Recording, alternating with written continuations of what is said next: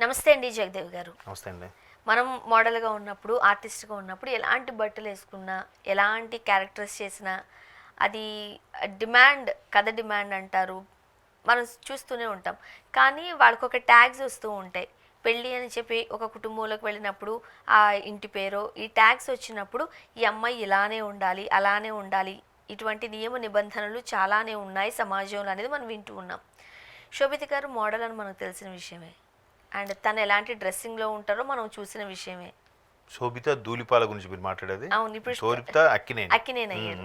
ఇప్పుడు కొన్ని photos viral అవుతున్నాయి.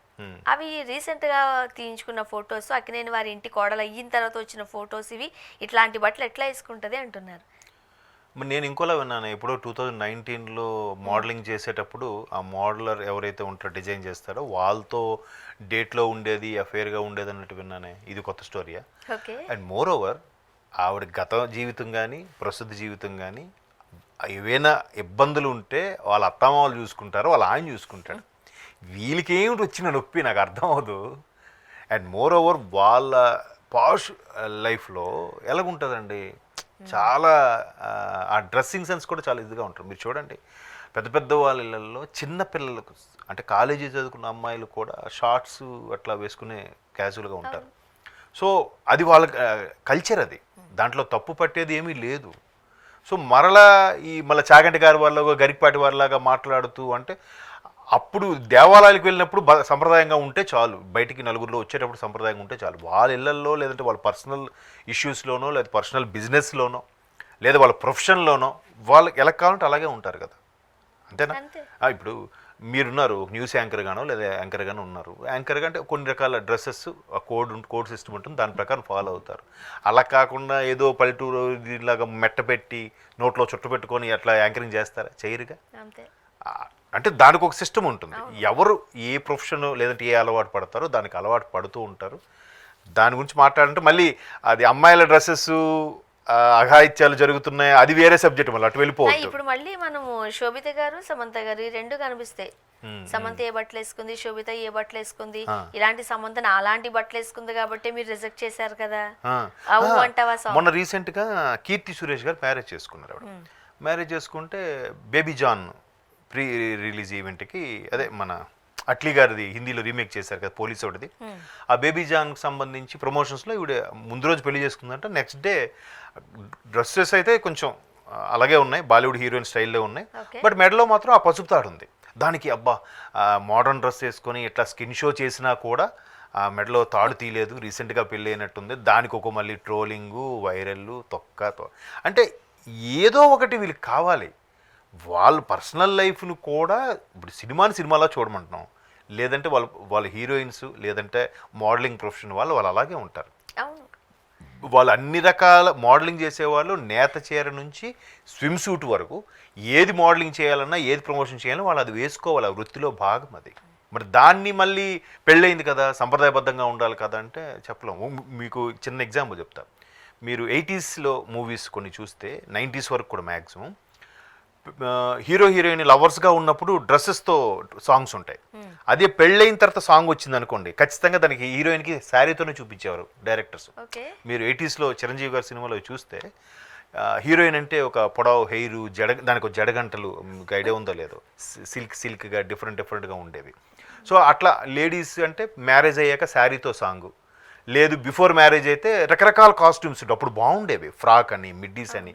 ఇప్పుడు అన్నిటికీ 2 పీస్, అది వేరే విషయం. బాగుండేది అది. ఇప్పుడు మళ్ళీ వస్తున్నాయి. ఇప్పుడు అప్పుడు కూడా ఫ్రాక్స్ వేసుకున్నారు విజయశాంతి గారు, సుహాసిని గారు, రాధా గారు, కానీ మంచి ఉండే. మళ్ళీ ఆ కాస్ట్యూమ్ తగ్గట్టు హెయిర్ స్టైల్ కూడా సాంగ్లో ఒక పల్లవికోటి చరణకి మారినప్పుడు కూడా మార్చేవారు. శారీ కడితే ఎట్లాగే ఉండాలి. ఇప్పుడు అన్నిటికీ ఫ్రీ హెయిర్ వదిలేయడమే, అది డ్రెస్ అయినా శారీ అయినా ఏదైనా. సో అంటే నేను చెప్పేది అంటే సినిమా కల్చరు అలా ఉంటుంది, నెక్స్ట్ జనరేషన్కి మారుతూ ఉంటుంది. ఒకప్పుడు ఓన్లీ సాహిత్యం వినబడేది, పాట మ్యూజిక్ ఎక్కడో చిన్నగా లైట్ పిట్లాగా వినబడేది. ఇప్పుడు ఏమవుతుంది, మ్యూజిక్కే వినిపిస్తుంది, సాహిత్యం వినబట్టలేదు. దానికి తోడు కొంతమంది తెలుగు రాని వాళ్ళు కూడా ఇబ్బంది పడిపోయి పాడేసి చంపేస్తున్నారు. అంటే వాడు ఒక పదం అనడానికి రాదు, దానికోసం మరి ఆ తాపత్రయపడి సూపర్ పాడాడరా, ఎన్ని రేగులు చేశాడో. అంటే నేను అలాగని కళాకారులను కించపరిచే ఉద్దేశం కాదు. అట్లా కొత్త పుంతలు తొక్కుతోంది, జనరేషన్ ఎటు వెళ్తుందని చెప్పే ఉద్దేశం. కాబట్టి వీళ్ళు శోభిత గారు ఆ కాస్ట్యూమ్స్ వేసుకున్నారు, ఇలా ఉన్నారు అంటే శోభిత గారు రీసెంట్ గా పిక్స్ షేర్ చేశారు, అవి కాస్త మోడర్న్ గానే ఉన్నాయి, బట్ మరీ అంత వల్గర్ గా ఉన్నట్టు నాకైతే ఈవెన్ ఆవిడ గూఢచారి సినిమాలో హీరోయిన్ గా చేశారు కదా మన శేషు, అడవి శేషు. ఆ తర్వాత మేజర్ లో కూడా గెస్ట్ రోల్ చేశారు. మోడలింగ్ వేసుకున్న డ్రెస్సెస్ కాస్ట్యూమ్స్ చూస్తే మోడల్స్ అలానే వేసుకుంటారు. నేను అదే చెప్తున్నానండి, ఆమె ప్రొఫెషన్ అదే. ఆమె ఆ ప్రొఫెషన్ తెలిసే ఈయన పెళ్లి చేసుకున్నాడు. ఈమె ప్రొఫెషన్ ఈయన కూడా ముందు మ్యారేజ్ ఒక డిస్టర్బ్ అయింది తెలిసే ఈమె పెళ్లి చేసుకుంది. వాళ్ళు బాగానే ఉన్నారు, మీకేంటి నొప్పి అంటాను నేను. అంటే మరి అక్కినేని గారు కోడలు అట్లాంటి బట్టలు వేసుకుంటారా?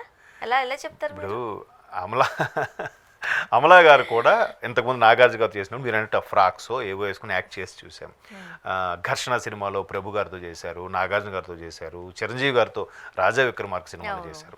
మరి వాళ్ళందరితో సినిమా సాంగ్స్లోనూ డ్యూయట్లు పాడినప్పుడు అరేంటిది అక్కినేని వారికి కోడలైంది కదా, ఈవిడ గతంలో ఇలా చేసిందా అంటే ఏం చేస్తాం, ఆవిడ ప్రొఫెషన్ అది. పెళ్ళైన తర్వాత కూడా ఏదో సినిమాలో తల్లిగా చేశారు ఆవిడ, రీసెంట్గా లైఫ్ ఈజ్ బ్యూటిఫుల్. తర్వాత మన శర్వానంద్ తల్లిగా కూడా చేశారు కదా, టైం మిషన్లో బ్యాక్ వెళ్తారు, అందులో కూడా అమల గారు పేరు గుర్తులేదు కానీ. సో అందులో కూడా తల్లిగా చేశారు కదా. అంటే అక్కడ మరి తండ్రి ఇంకెవడం ఉంటాడుగా, అదంటే అక్కినేని ఫ్యామిలీ వేరే వాడికి భారీగా చేయడం ఏంటంటే ప్రొఫెషన్. సినిమా అది, సినిమాలో చూడాలి, దాన్ని కుటుంబానికి వాటికి ఆపాదించే ప్రయత్నం చెయ్యొద్దు. దానివల్ల ఇంటి పేరుకి మచ్చ వస్తుంది అక్కినేని ఫ్యామిలీకి, అది చాలా తప్పు, ఆ ధోరణే తప్పు. ఈ ఫ్యామిలీ మ్యాన్ 2 వెబ్ సిరీస్ ఒప్పుకున్నందుకు గానే సమంత డివోర్స్ ఇవ్వాల్సి వచ్చింది, ఇవన్నీ మనం వినలేదు అసలు బట్టలకి. అందులో కూడా ఇన్నర్స్ తో యాక్ట్ చేసింది ఒక సీన్ లో, అందువల్లే ఇష్యూ పెద్దదైంది అన్నట్టు కూడా అన్నారు. కానీ అవి కాదు అసలు, అది అసలు వాళ్ళు పట్టించుకోరు అసలు. అంటే మరి అలా అనుకుంటే రంగస్థలం సినిమాలో రామ్ చరణ్ గారికి సమంత గారికి కాస్త సీన్ ఉంటదిగా, సీన్ ఉన్నాయిగా, దానికి ఉపాసన గారు కూడా చాలా మంచి క్లారిటీ ఇచ్చారు. అదే అంటే వాళ్ళు పెద్దగా ఫీల్ అవరేమో, ఎక్కువగా ఫీల్ అయ్యేది సోషల్ మీడియాలో పోస్టులు పెట్టేవాళ్ళే.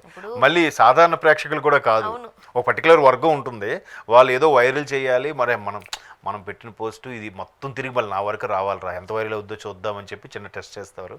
అది ఇన్స్టాలోను ఫోకస్లో అందులో పెట్టి మొత్తం అరే భలే వైరల్ అయింది, మళ్ళీ వీడియో చెప్పుకుంటుంటాడు అది బాగా వైరల్ అవుతుందండి.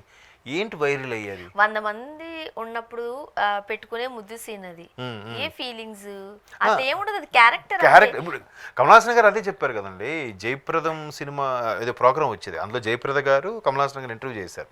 అందులో కూడా ఆయన చెప్పారు, మీరు ప్రతి సినిమాకు కూడా ముద్దు సీన్ ఉంటుందటగా అని అడిగితే ఇవిడ, మీరు ప్రతి సినిమాలో కూడా కొడతాను, లేదంటే ఎవరినో పొడుస్తాను, లేకపోతే వాడితో కొట్టించుకుంటాను, అవన్నీ నిజంగా జరుగుతున్నాయా?